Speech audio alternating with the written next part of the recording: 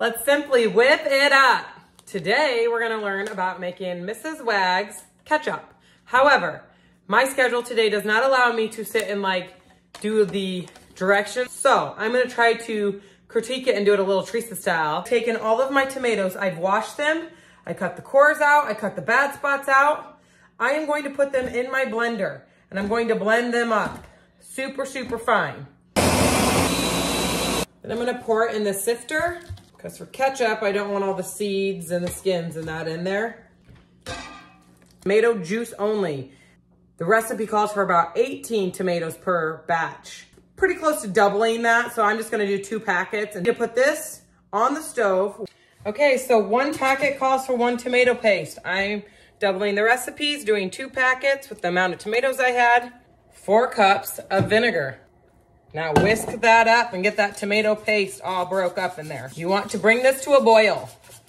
Okay, so it's starting to kind of slowly boil. I just stirred it. I'm gonna add tomato paste because it's not quite as thick as I would like it. It's definitely boiling. Let it go ahead and keep boiling. Add your sugar. Add your packets of ketchup. Whisk it in, stir it in good. Have it on a slow simmer now for 5 minutes. I'm gonna put my lids in this bowl. I'm gonna pour boiling hot water on top to let them start warming up their seals. So this is a total of 7 tomato paste in this batch because I need to get jarring this and I can't let it cook down anymore. So I guess have a case of tomato paste if you're going my way. Got my jar, got my funnel. Fill it to the bottom ring.